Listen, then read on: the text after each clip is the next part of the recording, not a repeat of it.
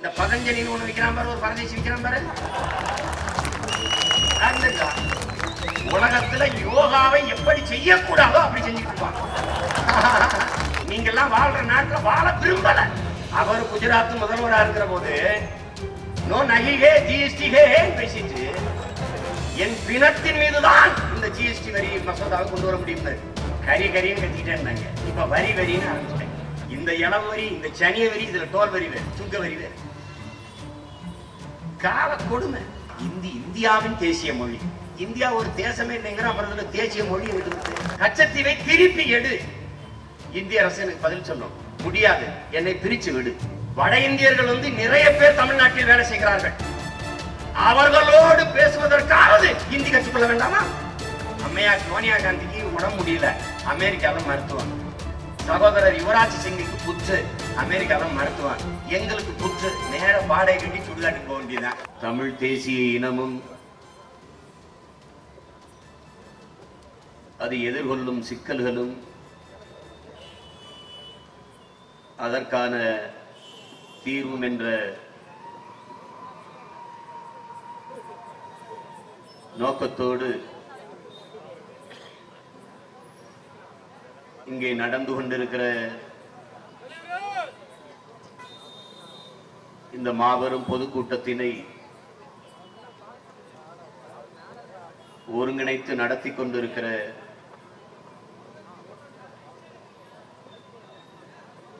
எனது அன்பு தம்பிகள் அனைவருக்கும்,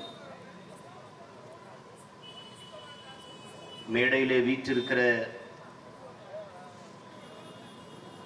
மதிப்புமிக்க தலைவர்கள் அனைவருக்கும், உணர்வு எழுச்சியோடு இன உணர்வும் மான உணர்வும் கொண்டு இங்கே ஒரு சேர கூடி அமர்ந்திருக்கிற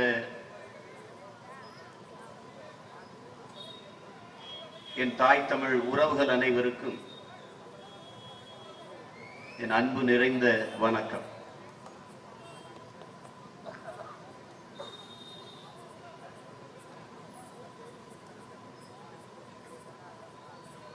இங்கே பேசிய எனது தம்பிமார்கள் குறிப்பிட்டது போல,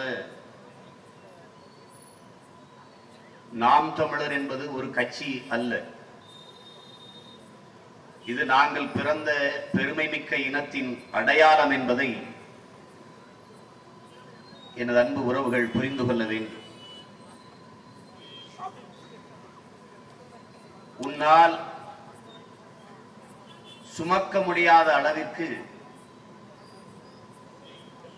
உன் எதிர்காலத்தை பற்றிய பெருங்கனவை நீ சுமந்து நில் என்கிறான் ஆல்பர்ட் ஐன்ஸ்டீன்.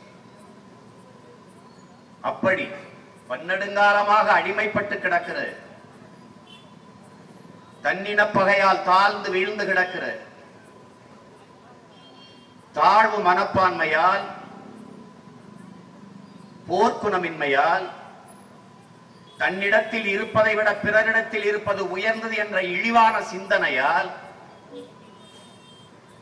நாம் அடிமைப்பட்டு கிடக்கிறோம் என்பதை அறியாது அடிமைப்பட்டு கிடக்கிற அன்னை தமிழ் சமூகத்தின் எழுச்சி, உரிமை மீட்சி என்கிற ஒரு புனித கனவை சுமந்து நிற்கிற பிள்ளைகள் உங்கள் பிள்ளை. தடம் பார்த்து நடப்பவன் மனிதன், தடம் பதித்து நடப்பவன் தான் மாமனிதன் என்கிறான் கீவ விடுதலை புரட்சியாளன் பிடல் காஸ்ட்ரோ. அப்படி தடம் பதித்து நடக்க வந்த இளைய தலைமுறை புரட்சியாளர்கள், உன் தகுதியை நீயே பேரறிவிப்பு செய் என்கிறான் ஜூலியஸ் சீசர். நீ பிறருக்காக காத்திருக்காதே, உன் தகுதியை நீயே பேரறிவிப்பு செய் என்கிறான். அதைத்தான் உங்கள் பிள்ளைகள் செய்கிறோம். உலகத்தின் தலை சிறந்த நாடாக நாங்கள் பிறந்த தமிழர் நாட்டை மாற்றி காட்டுவோம். பசி, பஞ்சம், ஊழல், லஞ்சம், கொலை, கொள்ளை, சாதிய இழிவு, தீண்டாமை, அடக்குமுறை, ஒடுக்குமுறை, பெண்ணிய அடிமைத்தனம், மது, மத போதை, இது ஏதுமற்ற ஒரு தூய தேசத்தை படைப்போம் என்று உங்கள் பிள்ளைகள் பேரறிவிப்பு செய்கிறோம். அவர் வருவார் இவர் வருவார் என்று காத்திருக்கிற பிள்ளைகள் அல்ல. நாங்கள் காலம் வரும் என்று காத்திருக்கிறவர்கள் அல்ல. எமக்கான காலத்தை நாங்களே உருவாக்குகிறவர்கள் என்பதை நன்றிக்குரிய மக்கள் புரிந்து கொள்ள வேண்டும். உங்கள் பிள்ளைகள் உங்களிடத்திலே குறை கேட்க வந்தவர்கள் அல்ல, அந்த குறைகளை தீர்க்க வந்தவர்கள் என்பதை நீங்கள் உணர்ந்து கொள்ள வேண்டும். தமிழ் தேசிய இனமும் அதை எதிர்கொள்ளும் சிக்கல்களும் என் தம்பி கல்யாண சுந்தரமும் இங்கே பேசிய இந்த பிள்ளைகளும் சொன்னார்கள். அது ஒரு மேடையை போட்டு 1 மணி நேரம் 2 மணி நேரத்துக்குள் சொல்லிவிடக்கூடிய அளவிற்கு உள்ள பிரச்சனைகள் அல்ல. இது பல ஆயிரம் ஆண்டுகளாக தூக்கி சுமந்து வருகிற பிரச்சனைகள், சிக்கல்கள். 50,000 ஆண்டுகளுக்கு மூத்த ஒரு இனத்தை, 50,000 ஆண்டுகள் வரலாற்று பெருமை கொண்ட ஒரு இனத்தை வெறும் அரை நூற்றாண்டுகளுக்குள் அடக்கியது திராவிடர்களின் கட்சி ஆட்சி. இதை நன்கு நாம் விளங்கிக் கொள்ளும்.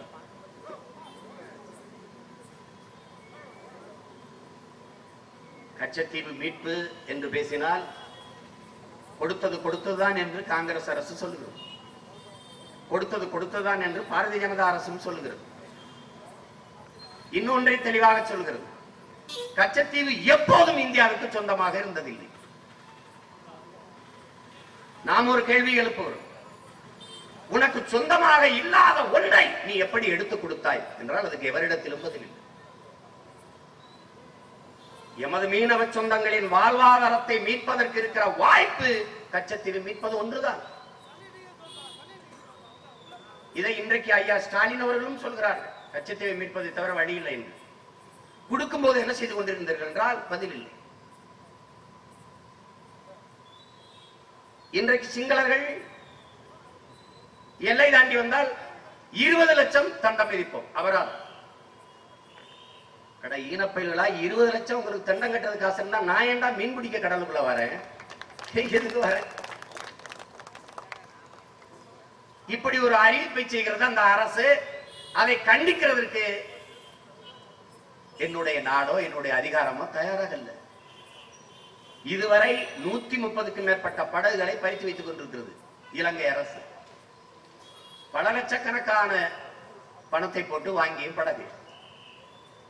தனி ஒரு மனிதர் வாங்குவதல்ல, 4, 5, 10, 20 குடும்பங்கள் சேர்ந்து வட்டிக்கு வாங்கி கடன் பெற்று அதை மீனை பிடித்து சிறுக சிறுக சம்பாதித்து தவணை முறையில் கட்டிக்கொள்ளலாம் என்ற கனவோடு படகை வாங்கி கடல்ல விடுறான். அந்த படகை பறித்து வச்சுக்கிறான். இந்த படகுகளை எல்லாம் பறித்து வைத்துக் கொள்ளுங்கள் என்று நான் தான் இலங்கை அரசிடம் சொன்னேன் என்று மதிப்பிற்குரிய ஐயா சுப்பிரமணியன் சாமி சொல்கிறார்கள். இதுக்கு ஒரு கண்டனம் இல்லை. என் நாட்டு படகை, இந்த நாட்டின் குடிமக்களின் படகை பறித்து வைத்திருக்கிறான் சிங்களன். அதை திருப்பி பெற்றுக் கொடுக்க வக்கத்தை எனது அரசு பல ஆயிரம் கோடிகளுக்கு போர்க்கப்பலை பரிசாக கொடுக்கிறது. இது எவ்வளவு பெரிய வேடிக்கை என்பதை அறிவார்ந்த என் தம்பி தம்பிகள் அருமை சொந்தங்கள் சிந்திச்சு பார்க்க. எல்லை தாண்டி வருகிறான், எல்லை தாண்டி வருகிறான் என்று சொல்கிறார். எல்லை தாண்டி வந்தால் ஒரு நாட்டு குடிமகனை சுட வேண்டும் என்று, சுடலாம் என்று எந்த நாட்டில் சட்டம் இருக்கிறது? விளையாட்டில் கூட பகையாக இருக்கிற நாடு பாகிஸ்தான். ஒரு தம்பி எழுதியிருந்தான், என் அன்பிற்குரிய உறவுகளே, பாகிஸ்தானுக்கும் இந்தியாவிற்கும் இடையே கிரிக்கெட் போட்டி. இதை இந்த நாட்டு மக்கள் போராக பார்க்கிறார்கள். ஈழத்தில் தமிழர்களுக்கும் சிங்களர்களுக்கும் போர், அதை இந்த நாட்டு மக்கள் விளையாட்டாக பார்க்கிறார்கள் என்று சொல்கிறார். எவ்வளவு வலிதோய்ந்த வார்த்தைகள் என்பதை இந்த அன்பிற்குரிய சொந்தங்கள் புரிந்து கொள்ளணும். விளையாட்டுக்கு கூட பாகிஸ்தானை எதிரியா வச்சிருக்கான், விளையாட்டுல கூட நண்பனா பார்க்கறது. ஆனால் அந்த நாடு கூட எல்லை தாண்டி வந்தால் எந்த மீனவனையும் சுட்டதில்லை. அந்த நாடு பகை நாடு. 840 மீனவனை எல்லை தாண்டி வந்து விட்டான் என்று சுட்டுக் கொன்றவன் நட்பு நாடு என்றால் எந்த பைத்தியக்காரன் ஏற்பான் என்பதை அறிவார்ந்த தமிழ் சொந்தங்கள் சிந்திச்சு பார்க்கலாம்.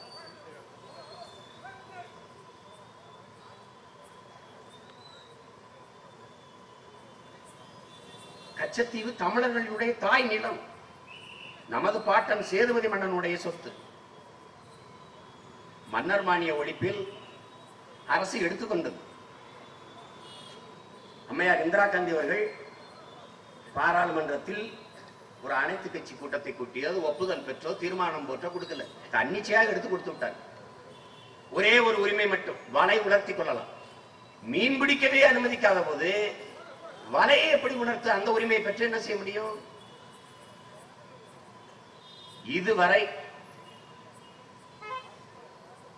இதுவரை அந்த பிரச்சனை தீர்க்கப்படல. இப்போ உங்க பிள்ளைகள் என்ன சொல்றோம்? இதுக்கு என்னடா தீர்வு? ஒரே தீர்வு தான், நாம் தமிழர் அரசு அமையும். தீர்மானம், கச்சத்தீவை திருப்பி எடு. இந்திய அரசு எனக்கு பதில் சொல்லும், முடியாது, என்னை பிரிச்சு விடு. வேற வழியே கிடையாது. உடனே எல்லாரும் என்ன சொல்லுவான்? பிரிவினைவாதம் பேசுகிறான், இனவாதி. அப்பவே சொன்னோம், பிரிவினைவாதி இருக்கிறான், தனிநாடு இருக்கிறான் என்று. இங்க வா, என் தாய் நிலத்தை என் இனத்தின் வரலாற்று பகைவன் சிங்களனுக்கு எடுத்து கொடுத்துருக்க, அதை எடுத்து என் தேசத்தோடு இணை என்று சொல்கிற நான் பிரிவினைவாதி, கொடுத்தது கொடுத்ததான் என்று பேசுகிற நீ தேசியவாதியா? இதுக்கு என்ன பதில் வச்சிருக்க? என்ன வச்சிருக்க? தினந்தோறும் மீனவனை பிடிக்கிறான், சிறையில போடுறான், அடிக்கிறான், சித்திரவதை செய்யறான், படகை பறிக்கிறான். நாம் தமிழர் ஆட்சி அமையும், நெய்தல் படை என்று சிறப்பு படையை கட்டுவேன். விளையாட்டுக்கு சொல்லிக்கிட்டு இருக்கேன்னு எல்லாம் நினைச்சிருக்கான். ஸ்பெஷல் போர்ஸ் மீனவர்களையே எடுப்பேன், 5000 பேருக்கு மேல. அவனுக்கு எந்த உடல் தகுதி வைக்க மாட்டேன். அவனுக்கு கல்வி பள்ளிக்கூடம் போல பிரச்சனை கிடையாது. அவனுக்கு நீச்சல் தெரியும், பட ஓட்டம் தெரியும், அதுவே சிறப்பு தகுதி. அவனை போலீஸ்ல எடுத்துவேன். 5000 பேர் தேவைப்பட்ட 10,000 பேர் கூட இருப்பேன், தேவைப்பட்ட 15,000 பேர் கூட இருப்பேன். அவனுக்கு சம்பளம் தேவைப்படாத, அவனுக்கு ஏன் கல்வி மருத்துவத்தை இலவசமாக்கிடுவேன். ஆக சிறந்த மருத்துவம், ஆக சிறந்த கல்வியை கொடுத்துருவேன். உலகத்தரத்திற்கு கொடுப்போம். உலகத்தரத்திற்கு. உலகத்திலே தலை சிறந்த நாடு கல்வியில தென்கொரியா, 2வது நாடு ஜப்பான், 3வது நாடு சிங்கப்பூர், 4வது நாடு ஹாங்காங், 5வது நாடு பின்லாந்து. இந்த 5 நாடுகளை தாண்டி அந்த நாட்டு மாணவர்கள் என் சொந்த நாட்டில் படிப்பதற்கு ஒரு அளவுக்கு கல்வி தத்துவ வைத்தீங்க.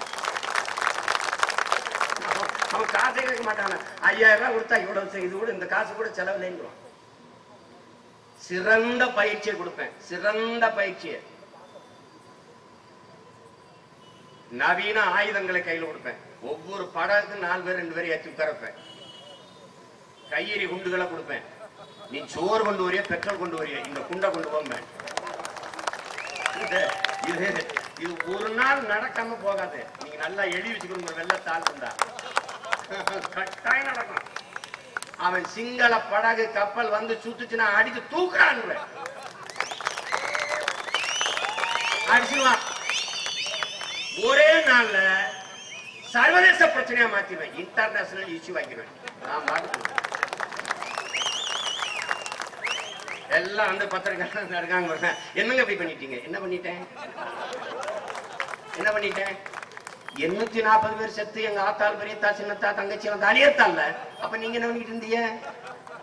நாங்க இந்த இடத்துல வந்து உட்கார்ந்து இருக்கிறது, எங்க அக்கா வந்து தங்கச்சியும் தாலி இருக்கிறதுக்கு பாக்குறது இல்ல, தாலியா இருக்கிறவன் தலைய இருக்கிறதுக்கு பாருங்க.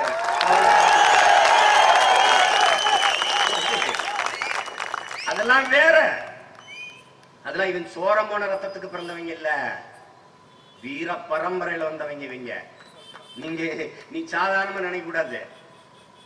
10 பைசா இல்ல, ஒரு ஊடகங்களை காட்டாது, தேர்தலை யாரும் வாக்கு செலுத்தல, கவலையே படல. எங்களுக்கு கற்பித்தவன் அப்படி. இந்த நாட்டின் விடுதலைக்காக ராணுவம் கட்டிய புரட்சியாளர் சுபாஷ் சந்திர போஸ், உன்னை ஒருவனாலும் தோற்கடிக்க முடியாது, நம்பிக்கையை நீ தோற்கிற வரைங்கிறான். எங்களுக்கு கற்பிச்ச தலைவன் சொல்றான், நல்லவன் கூட தோற்றதாக வரலாற்றில் செய்தி உண்டு, ஆனால் நம்பிக்கை கொண்டவர்கள் தோற்றதாக வரலாற்றில் செய்தி இல்லைங்க. எங்களை எண்ணற்ற பேர் அறிஞர்களும் பெரும் வீர மறவர்களும் செதுக்கி உருவாக்குறார். சிதைந்த அழிந்து கொண்டிருக்கிற தமிழ் தேசிய மக்கள் பாதுகாப்பாக வாழ்வதற்கு போராடித்தாராக வேண்டும் என்ற நிலைக்கு தள்ளப்பட்டிருக்கிறார்கள். இந்த வரலாற்றின் அழைப்பில் இருந்து, இந்த வரலாற்றின் பெரும் பணியில் இருந்து தமிழ் இளம் தலைமுறையினர் விலகிச் செல்ல முடியாது என்று எங்கள் உயிர் தலைவன் பிரபாகரன் எங்களுக்கு கற்பிக்கிறான். அதனாலதான் எல்லா வேலையும் விட்டுட்டு எண்ணற்ற தம்பிமார்கள் பிள்ளைகள் நாங்க ஓடி ஓடி வந்து கத்திக்கிட்டு இருக்கோம். இது வரலாற்றில் ஒரு புரட்சி, வரலாற்றில் ஒரு பெரும் புரட்சி. எல்லாத்தையும் இழந்துட்டு நிக்கிற பிள்ளைகள். மொழி அழிந்து சிதைந்தால் ஒரு இனம் அழிந்து வரும். இது உலக வரலாற்று உண்மை. தமிழர்களிடத்தில் தமிழ் இல்லை, அதனால இங்க எவனும் தமிழரா இல்லை. இதுதான் இந்த இனத்திற்கு இருக்கிற முதல் பிரச்சனை. தமிழர்கள் தமிழராக இல்லாதாலேயே இந்த இனம் தாழ்ந்து வீழ்ந்தது. தமிழன் என்கிற உணர்வை பெறாதனால, தமிழன் இன பெருமை கொள்ளாதனால, இன உணர்வு கொள்ளல. இன உணர்வு கொள்ளாதனால தமிழர்கள் ஒன்றிணையல. தமிழர்கள் ஒன்றிணையாதால தமிழர்களுக்கென்று ஒரு அரசியல் வலிமை இல்லை. தமிழர்களுக்கென்று ஒரு அரசியல் வலிமை இல்லாதால் தமிழர்களுக்கென்று ஒரு அரசு இல்லை. அதனாலதான் இவ்வளவு பிரச்சனையும். எல்லாம் முடிஞ்சு போச்சு. இப்ப என்ன இருக்கு? எந்த இடத்துல தமிழ் வச்சிருக்க நீ? வழிபாட்டு மொழியா இல்ல. தமிழ் எங்க பிள்ளை பேசியது போது பண்பாட்டு மொழி, பயன்பாட்டு மொழி, வழிபாட்டு மொழி, பயிற்று மொழி எந்த இடத்திலும் இல்லை. ஆட்சி மொழி, அதிகார மொழி எந்த இடத்திலும் தாய்மொழி இல்லை. செத்து போச்சு. தமிழ் படித்தால் வேலை கிடைக்குமாங்கிறான், தமிழ் படித்தால் சோறு கிடைக்குமாங்கிறான். கிடைக்கும். எப்போ? எமது அரசு என்னைக்கு மலருதோ அன்னையிலிருந்து கிடைக்கும். நான் தான் பள்ளிக்கூடமே போய் படிக்காம இருக்கிறவங்க கூட அரசாங்கம் வேலை கொடுப்பேங்கிற. அப்புறம் என்ன உனக்கு? அப்புறம் என்ன? எல்லா வேலையும் நிறுவனமயப்படுத்தி அரசு பணியாக மாத்திடுவோம். சேலத்தை விட்டு என் மக்கள் அரசாங்க பணிக்காக வேற இடத்துக்கு வர வேண்டியதில்லை. அவரவர்கள் வாழ்விடங்கள்லயே அரசு பணியை கொடுப்போம். உனக்கு ஒரு நோய் இருக்கு, காசுனாலும் கவர்மெண்ட் காசா இருக்கணும், அரை காசுனாலும் அரசாங்க காசா இருக்கணும். அரசாங்கத்துக்கு நாம தான் காசு கொடுக்கணும் தெரியாதனால நீ நினைச்சுட்டு இருக்க. உனக்கு தான் நான் அரசாங்க வேலை தர்றேன். எல்லாவற்றையும் மாற்றுவோம். இப்ப இந்தி படிங்கிறான், கடவுச்சீட்டுல இந்தி வருதான். இதை எடுத்துக்கிட்டு எந்த நாட்டுக்காரனுக்கு இந்தி தெரியும்? இங்கேயே பல பேருக்கு இந்தி தெரியாது. எதுக்கு இந்தி? நான் பார்த்த அண்மையில் ஒரு செய்தி, மதிப்பிற்குரிய நம்ம அம்மா வானதி சீனிவாசன் கூட சொல்லியிருக்கிறாங்க. என்ன சொல்றாங்க? வட இந்தியர்கள் நிறைய பேர் தமிழ்நாட்டில் வேலை செய்கிறார்கள். அவர்களோடு பேசுவதற்காவது இந்தி கற்றுக்கொள்ள வேண்டாமா? எவ்வளவு பெரிய உண்மையை அம்மா ஒத்துக்கிட்டாங்க பாருங்க. டேய், அவன் பொழைக்க வர நாய், அவன் என்கிட்ட பேசுறது தமிழ் கத்துக்கிட்டு வருவானா? நான் அவன்கிட்ட பேசுறது இந்தி கத்துக்கிட்டு வரணும். இதை நல்லா கவனிங்க. இந்தி ஏன் படிக்கணுமா? வட இந்தியாவில் வேலை பார்க்கறதுக்கு. அப்படி வட இந்தியாவில் இந்தி படிச்சா வேலை கிடைக்கும்னா, இங்க நிறைய பேர் வட இந்தியர்கள் வேலை பார்க்கறாங்கன்னு சொல்றீங்களே, அப்ப இந்தி படிச்சா எங்க வேலை கிடைக்குது? தமிழ்நாட்டுல வேலை கிடைக்குது. அது அம்மாவே ஒத்துக்கிட்டாங்க பாருங்க. நாம என்ன கேள்வி எழுப்புறோம்? இந்திய நாங்க படிக்கிறோம், இருக்கட்டும். இந்தி தாய்மொழியாக கொண்ட மாநிலங்கள்ல எல்லாம் வேலையில் தன்னிறைவு அடைந்து விட்டோம் என்ற வெள்ளை அறிக்கை தர முடியுமா? அங்க எத்தனை லட்சம் பேருக்கு, எத்தனை ஆயிரம் பேருக்கு வேலை வாய்ப்புகள் இந்தி படித்தவர்களுக்கு காத்திருக்கிறது, அந்த அறிக்கை தர முடியுமா? படிச்சுட்டு நான் வேலைக்கு வர்றேன். சுத்தா பைத்தியக்காரத்தனா. அதுல ஐயா இலக்கணேசன் என்ன சொல்றாங்க? நேரு இறந்து 50 ஆண்டுகளுக்கு மேலே ஆயிடுச்சு, இன்னும் இந்தி படிக்காமல் இருக்கிறீர்களே. எங்க பாட்டை வள்ளுவன் பிறந்து இறந்துதான் பல்லாயிரக்கணக்கான ஆண்டுகள் ஆயிடுச்சு, அவன் இன்னும் தமிழ் படிக்காம இருக்கானே. அவன் என்ன செய்யறது? என்ன செய்யலாம்? எப்படி இருக்கு பாருங்க. இந்திங்கிறது என்ன? இந்திங்கிறது எப்ப வந்தது? 500 ஆண்டுகளை கூட தொடவில்லை இந்தி. நான் 50,000 ஆண்டுகளுக்கு மூத்த மொழியின் பிள்ளை. இதை நல்லா கவனிச்சுக்கணும், நல்லா கவனிச்சுக்கணும். இப்ப நாங்க சொன்னா கூட இந்த சீமா அவங்க எல்லாம், அவன் தம்பி எல்லாம் தமிழங்க மொழி பெருமை, இனப்பெருமை பேசுவாங்கன்னு நினைக்கலாம். அமெரிக்க பேராசிரியர், மொழியியல் ஆய்வறிஞர் அலெக்ஸ் குலியர் சொல்றாரு, உலகத்தில் மனிதன் பேசிய முதல் மொழியே தமிழ் தான் என்று பாடம் நடத்துறார். ஹார்வர்ட் பல்கலைக்கழகத்தினுடைய பேராசிரியர் பெருமக்கள் ரிச்சர்ட் மார்டினும் டோனி ஜோசப்பும் 2 பேரும் ஒரு ஆய்வறிக்கை, இப்ப எல்லாரும் படிச்சிருப்பீங்க, பகிரியில வருது. இந்த ஆசிய கண்டம் முழுமைக்கும் வாழ்ந்த தொல்குடி மக்கள் தமிழர்கள் என்று அவன் எழுதுறான். நான் சொல்லல. எப்படி இருக்கு பாருங்க. உலகம் முழுமைக்கும் பறை வாழ்ந்த ஒரு இனத்தின் கூட்டம். 50,000 ஆண்டுகளுக்கு மூத்தவன். தமிழ் மீட்சியே தமிழர் எழுச்சி என்ற மொழிஞாயிறு தேவினைய பாவாணர் எங்கள் தாத்தன் சொல்றான், 50,000 ஆண்டுகளுக்கு மூத்ததடா தமிழ் என்று. மதம் பரப்ப வந்த கால்டுவெல் போப்பு சொல்கிறார், ஆதியில் மனிதன் காடுகளில் இருந்து நகர தொடங்கிய போது அவன் பேசிய மொழியில் இருந்த ஒளி வடிவமும் எழுத்து வடிவமும் இன்று வரை தமிழில் இருக்கிறதுங்கிறான். எங்கால 50,000 அவன் 80,000க்கு மூத்தது தமிழ்ங்கிறான். நீ நேத்து வந்தவைய, நேத்து இந்தியாவில் இருக்கிற மொழிகளிலேயே மிக மிக பின்னாடி வந்த மொழி இந்தி. இந்தியாவில் இருக்கிற மொழிகளிலேயே மிக மிக மிக மூத்த மொழி தமிழ். ஐயா பிரதமர் மோடி ஐயா சொல்றாங்களே, இப்போ இந்திய மொழிகளின் தொன்மையை தமிழில் இருந்து அறியலாம். அவர்தான் சொல்றது. அதனால என்ன நடந்துற போது, பாராளுமன்றத்தில் தமிழில் பேசுகிற அங்கீகாரம், அந்த உரிமை கிடைக்கிற போதா? பேசின காது கொடுத்து கவனிப்பீங்களா? இல்ல உங்களுடைய கோப்புகள் எல்லாம் உங்கள் தாய்மொழி தமிழிலேயே அனுப்புங்கள் என்ற அங்கீகாரம் வந்துட போகுதா? சொல்லுங்க. ஆஸ்திரேலியாவில் தமிழ் ஆட்சி மொழி ஆகுது, சிங்கப்பூர்ல தமிழ் ஆட்சி மொழி ஆகுது. இது தமிழர் நாடு. இங்க எல்லாம் தனிநாடு கேட்போம், தனிநாடு கேட்போம், பிரிவினை வேலையை வச்சுட்டு இருக்கான் எங்களை. ஏய், இந்திய நாடு என் நாடு, அதை நீ நல்லா கவனிச்சுக்கணும். பாரத நாடு பைந்தமிழர் நாடு. யாராவது எதிர்த்து பேசுறவன், மாற்று கருத்து இருக்கிறவன் பொது விவாதத்துக்கு வா பேசுவோம். இமயத்தில் கொடிய நட்டான் இமயமரம்பன் நெடுஞ்சாரநாதன் என்றால் என் பாட்டை நட்டுக்காங்கடா, இமயவரை அதிகாரம் இருந்திருக்கலடா. அங்கிருந்து கல்லெடுத்து வந்து எங்கள் அருமை பெரும்பாட்டி கண்ணைக்கு கோயில் கட்டிட்டான் என் பாட்டன் சேரன் செங்குட்டுவன்னா. ஊரா நாட்டுல போய் எப்படா கல்லெடுத்து வந்துக்க முடியும்? என் நிலம். அரசியல் சாசனத்தை வகுத்து கொடுத்த புரட்சியாளர் அம்பேத்கர் சொல்றார், இந்தியாவை இந்துக்க நாடு என்று சொல்வதை நான் ஏற்க மாட்டேன். இந்த நிலப்பரப்பு முழுதும் தமிழை தாய்மொழியாக கொண்ட நாகர்கள் தான் பரவி வாழ்ந்தார்கள். என்னுடைய மூதாதையர்கள் மொழி கூட தமிழ்தான். இந்த நாட்டை என் நாடு என்றும் எவரும் சொந்தம் கொண்டாட முடியாது.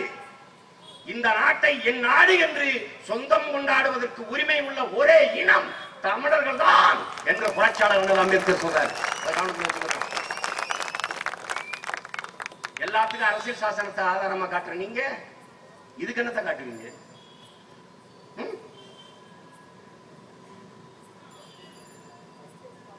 ஏன் நாடு என்னை அடிச்சு நகர்த்தி குறுக்கி கொண்டாந்து காமாட்டில் வச்சுக்கிட்டு என்னை பிரிவினைவாதிங்கிறான், தீவிரவாதிங்கிறான், நாடு கடத்தணுன்றான். என்னை ஒருத்தனும் கடத்தவன், நான் கடவுள் சீட்டை கொடு, பாஸ்போர்ட்டை கொடு, நானே போயிடுறேன்.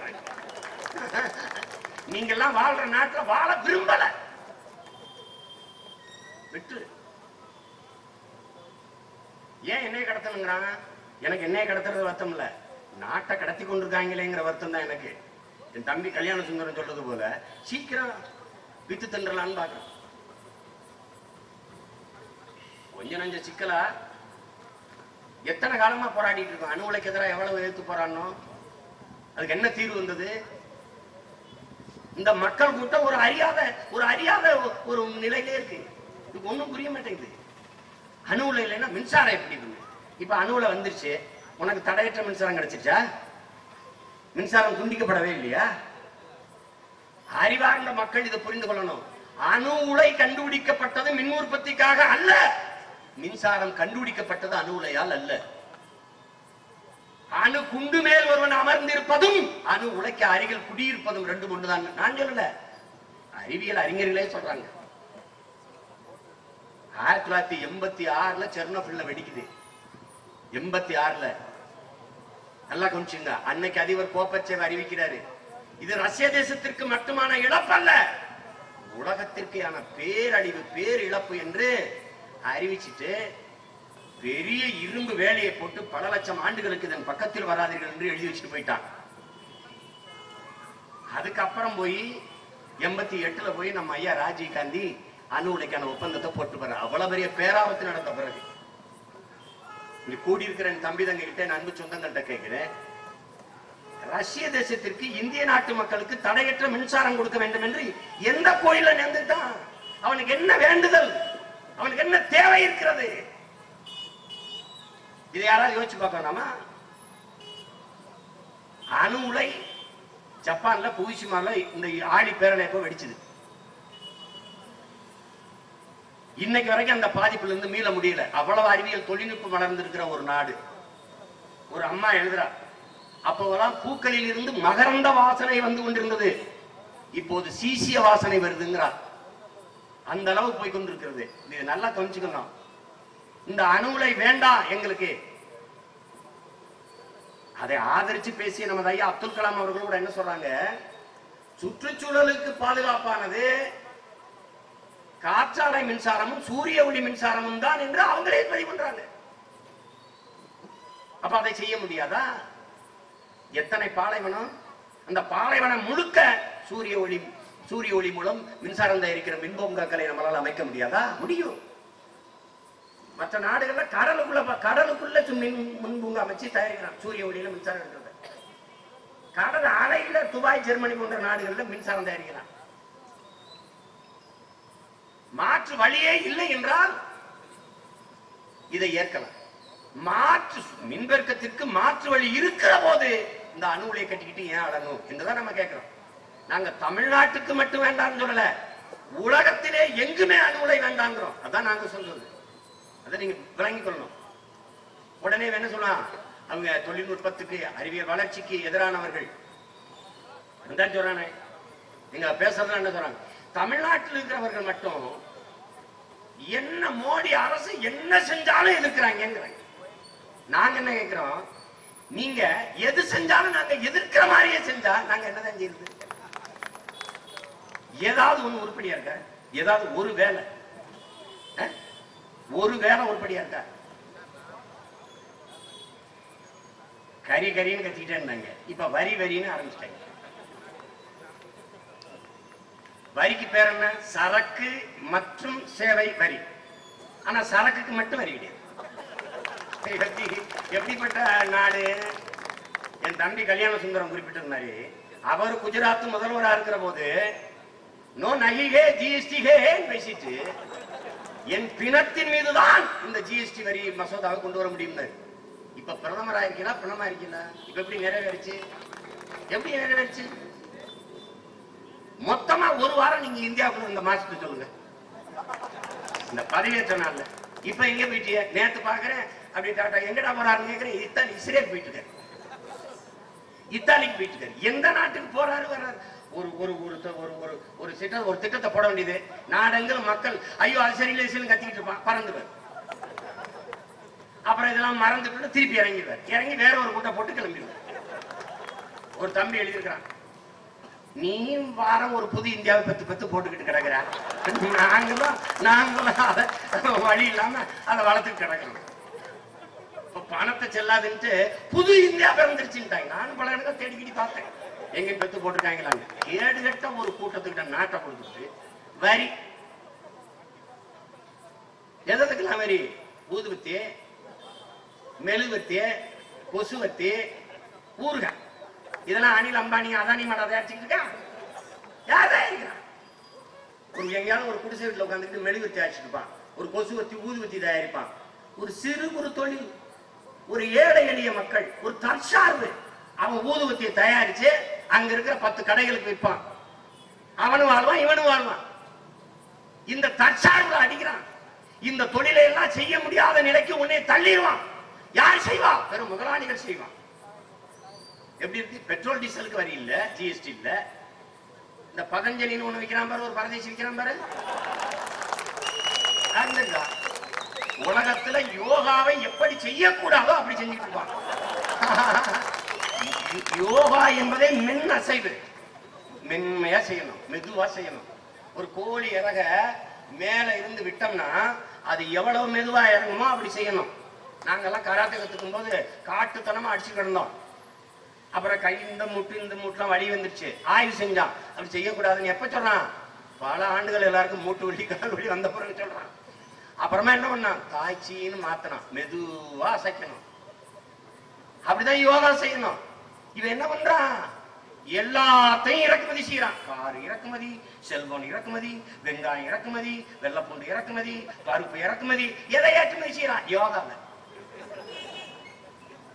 இந்தியா உலகத்திற்கு கொடுத்த கொடை யோகா. இந்த இந்தியாவுக்கு கொடையா கொடுத்தவன் தமிழன். அதை நீ தெரிஞ்சுக்கணும். எனக்கு தான் நீங்க திட்ட. எங்கள் மூதாதைகள் வகுத்த ஓகம்தான் சமஸ்கிருத மொழியில் யோகாவா மாறி இருக்குது. எனக்கு அதெல்லாம் சொல்லிட்டு கூடாது. இந்த யோக கலையை எப்படி செய்யக்கூடாதோ அப்படி செய்வாரு இந்த ராம்தேவ். நீங்க என்னைக்காவது காலையில தொலைக்காட்சி பாருங்க, அவர் தயாரிக்கிற பொருள்களுக்கு ஜிஎஸ்டி கிடையாது. எப்படி இருக்கு? நாம என்ன கேள்வி எழுப்புறோம்? இந்த வரி சுழியம் 5 விழுக்காடு, 12 விழுக்காடு, 18 விழுக்காடு, 28 விழுக்காடு, இப்படி 5 தரமா பிரிச்சிருக்கு இந்த வரி. இதுல 5 விழுக்காடு ஜிஎஸ்டி போட்டிருக்கிற நாடு கனடா. என் அன்பிற்குரிய தம்பி தங்கிகள், என் அருமை பெற்றோர்கள் கவனிக்கணும். இந்த 5 விழுக்காடு ஜிஎஸ்டி போட்டிருக்கிற நாடு கனடா தன் நாட்டு மக்களுக்கு கல்வி மருத்துவத்தை தரமாக சமமாக இலவசமா கொடுக்குது. 7 விழுக்காடு ஜிஎஸ்டி போட்டிருக்கிற நாடு சிங்கப்பூர். இது தன் நாட்டு குடிமக்களுக்கு கல்வியை மருத்துவத்தை ஆக சிறப்பாக இலவசமா கொடுக்குது. இதுல கல்வியில உலகத்தில் இத்தனை நாடுகள் இருக்குதுல்ல, அதுல 3வது இடத்துல சின்ன நாடு, சென்னையில் பாதிதான் இருக்கும் சிங்கப்பூர். 45 நிமிஷத்துல மொத்த நாட்டையும் சுத்திட்டு வந்துடலாம். அந்த நாடு உலகத்தரத்தில் கல்வியில் 3வது இடத்துல இருக்கு. இப்ப நாம என்ன கேள்வி எழுப்புறோம்? 28 விழுக்காடு ஜிஎஸ்டி வரி போட்டிருக்கிற என் நாடு இன்னும் 2 விழுக்காடு கூட சேர்த்து போட்டுக்க. ஆனால் கல்வி மருத்துவத்தை தரமாக சமமாக எல்லோருக்கும் இலவசமா தருவியா? தருவியா? அம்மையார் ஜெயலலிதாவுக்கு அப்பளவுல கிடைச்ச மருத்துவம் சேலத்தை இந்த கூட்டத்தை கட்டுக்கிட்டு என் சொந்த மக்களுக்கு இருக்குமா? தான் பேச்சு. அம்மையார் சோனியா காந்திக்கு உடம்பு முடியல, அமெரிக்கால மருத்துவம். சகோதரர் யுவராஜ் சிங்குக்கு புற்று, அமெரிக்கால மருத்துவம். எங்களுக்கு புற்று, நேர பாடையை கட்டி சுடுகாட்டுக்கு போக வேண்டியதான். என்ன மருத்துவம் இருக்க? நீ ஒரு திட்டம் கொண்டாட, வரி ஒரே மாதிரி வரி. ஒரு இடத்துல உண்மை பேசியிருக்காங்க. ஒரே நாடு, ஒரே வரி, ஒரே சந்தை, அதை மட்டும் உண்மை பேசியிருக்காங்க. இது நாடு இல்ல அன்பிற்குரியவர்களே, இது சந்தை. இந்தியா ஏற்றுக்கொண்டிருக்கிற பொருளாதார கொள்கை என்பது வர்த்தக பொருளாதார கொள்கை, சந்தை பொருளாதார கொள்கை. திரும்ப திரும்ப என் தம்பி தங்கைகளுக்கு சொல்லுவேன், எந்த நாடு உற்பத்தி பொருளாதாரத்தை கையில் எடுக்கிறதோ, எந்த நாடு தற்சார்பு பொருளாதாரத்தை கையில் எடுக்கிறதோ, அந்த நாடுதான் பாதுகாப்பாக வாழும் வளரும். என்ற நாடு சந்தை பொருளாதாரத்தை ஏற்றுக்கொண்டிருக்கிறதோ அந்த நாடு ஒருபோதும் வாழாது, வளராது, செத்து போகும்.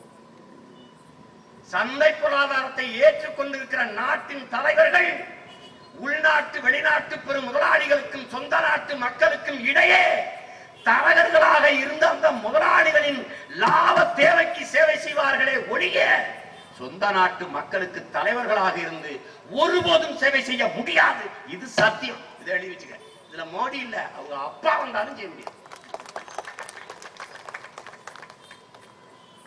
இப்ப நான் வந்து மோடியே தரகருங்கிறேன், புரோக்கருங்கிறேன். நீங்க இல்லைன்னா நிறுவீங்க. இப்ப எதுக்கு இத்தாலி போயிருக்காரு?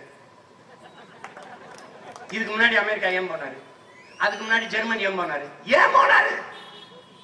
அதனால இந்தியா எங்க வளர்ந்துருக்கு? எனக்கு நகமும் முடியும் தான் வளருது. வேற என்ன வளருது இந்த நாட்டுல? சொல்லு, என்ன நடந்திருக்கு? என்ன நடந்திருக்கு சொல்லுங்க. இந்த 3 ஆண்டுகளில் அவர் போகாத நாடு அது. அந்த பயணங்களால் இந்த நாட்டுக்கு விளைந்த நன்மை என்ன? என்ன நன்மை? அந்நிய முதலீடுகளை கொண்டு வரீங்க. எல்லா நாடும் ஏன் நாட்டுல முதலீடு செய்தாடா? இதில் எந்த நாட்டுல ஏன் நாடு முதலீடு செஞ்சிருக்கு? ஒண்ணு இல்ல. ஆனால் என் நாடு முதலீடு செய்திருக்கு. எதுல? சுவிஸ் வங்கி இல்ல. எப்படா இந்த நாடு வளரும்? ஒரு தத்துவம், மண்ணின் வளத்தை கொண்டு மக்களின் பேராற்றலான அந்த உழைப்பை கொண்டு உழைப்பில் ஈடுபடுத்தி உற்பத்தியை பெருக்கி லாபத்தை ஈட்டி வளர்கிற நாடுதான் பொருளாதாரத்தில் வளரும். வெறும் வரியை போட்டு வாங்கி சாப்பிடணும் எப்படி வளரும்? வரியை மக்களிடம் இருந்து, உழைக்கும் மக்களிடம் வரியை சுரண்டி ஒரு நாடு பொருளாதாரத்தில் வளர்ந்து விடும், மேம்பட்டு விடும் என்பதை நம்புவது மாதிரி ஒரு அடி முட்டாள்தனம் உலகத்தில் உண்டா? எப்படி எப்படி எப்படி வளரும்? எனக்கு சோறே போட மாட்டேன், தண்ணியும் கொடுக்க மாட்டேன், ஆனா தினம் 100 மில்லி ரத்தத்தை உறிஞ்சிட்டு போயிருவேன்னா நான் செத்துலடா போயிருவேன். என்ன செய்ய போற? இந்த வரியை வாங்கி என்ன செய்ய போகுது என் நாடு? என் நாட்டு மக்களுக்கு என்ன செய்ய போகுது? கல்வி தரமா கொடுக்க போதா? மருத்துவத்தை தரமா கொடுக்க போதா? தடையற்ற மின்சாரம் தேசமங்கு வந்துருமா? என்ன வரும்? நாளையில இருந்து சுங்கச்சாவடி, இந்த டோல் வசூலிக்கிறானே இந்த திட்டு பெருக, அதுல இருந்து இந்த நாடு இது விடுபட போதா இந்த நாடு மக்களும்? இல்ல, இந்த இளம் வரி, இந்த சனிய வரி, இதுல டோல் வரி வேறு, சுங்க வரி வேறு. கால கொடுமை, கால கொடுமை. அடிமை இந்தியாவில் கூட நாம் 50 கிலோமீட்டருக்கு 50 ரூபாய் கப்பம் கட்டி கிடக்கல. விடுதலை பெற்ற நாட்டுல 50 கிலோமீட்டருக்கு 50 ரூபாய் கப்பம் கட்டி கடந்து போறோம்.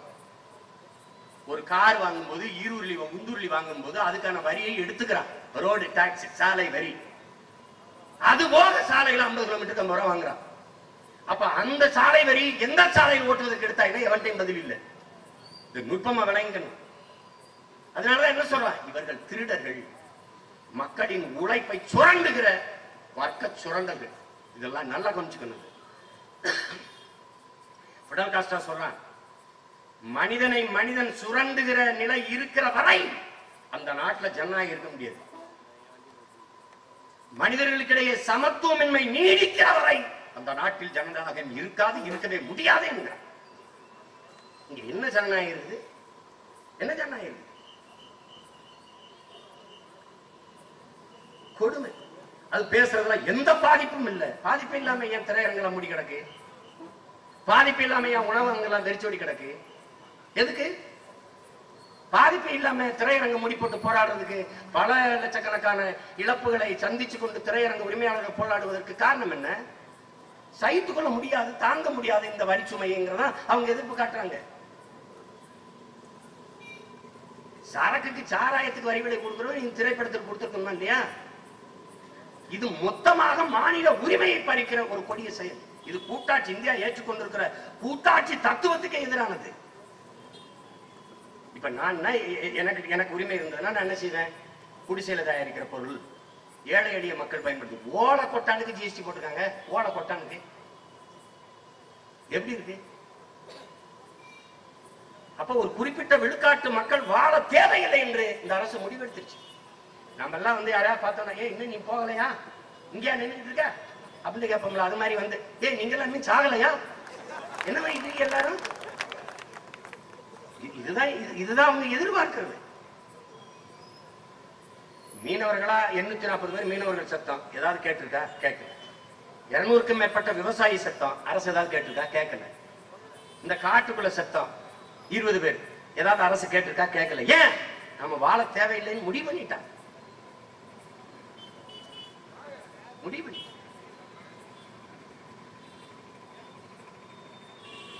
என்னவா உண்மை? நாங்க வந்து இந்த பிரச்சனைகளுக்கெல்லாம் தீர்வு இருக்கிற ஒரே ஒரு வழி, நிறைய காயங்களை சுமந்து, நிறைய பன்னெடுங்காலமாக அவமானங்களை, இந்த அடிமைத்தனத்தை தூக்கி தூக்கி சுமந்து வந்த பிள்ளைகள் ஒரு முடிவெடுத்தோம். அது எங்கள் இனச்சாவிலிருந்து எங்களுக்கு வரலாறு ஒரு பாடத்தை கற்பிச்சு தந்தது. பார்த்தோம். புரட்சியாளர் அம்பேத்கர் சொல்றாங்க, அனைத்து துன்ப பூட்டுகளுக்குமான சாவி ஆட்சி அதிகாரம் மட்டுமே. அதிகாரம் மிக வலிமையானது என்றார்.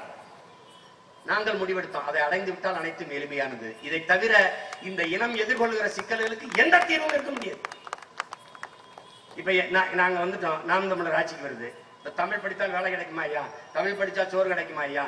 சரி, கிடைக்கும், சட்டம் போடுவேன். இப்ப பாருங்க, ஹிந்தி படிச்சா வட இந்தியாவில் வேலை. யார் சொல்றா? பிஜேபி சொல்லுது. படிக்க வாய்ப்பு ஏற்படுத்தி தாரேன், படிச்சுக்க. நேர்காணல்ல கேட்பேன், உனக்கு ஹிந்தி தெரியுமா, ஏன் படிச்சாங்கன்னு கேட்பேன். வட இந்தியாவில் வேலை, கிளம்பு, பஸ் காசு இருக்கா, தரவா. ஆங்கிலம் படிச்சா படிக்க வாய்ப்பு ஏற்படுத்தி தருவேன், நல்லா படிக்க வைப்பேன். அமெரிக்கன் பிரிட்டிஷ்காரனை விட நல்லா பேச வைப்பேன். படிச்சிட்டியாப்பா? படிச்சுட்டு. எதுக்குப்பா இங்கிலீஷ் படிச்சாப்பா? அந்நிய நாடுகள்ல வேலை, கிளம்புப்பா, கிளம்பு. கொஞ்சம் சீக்கிரம் பாஸ்போர்ட் பயண காசுல நான் கொடுத்து விடுப்பா, கிளம்புப்பா. இந்தி படித்தால் வட மாநிலங்களில் வேலை, படித்துக்கொள்.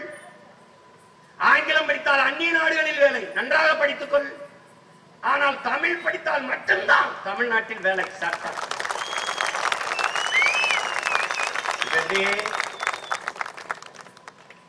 உலகத்தின் எம்மொழியும் நாங்கள் கற்போம், நாங்கள் வாழ்வதற்கு. எம்மொழி தமிழ் கற்போம், எங்கள் இனம் வாழ்வதற்கு. எங்கள் மொழி கொள்கை.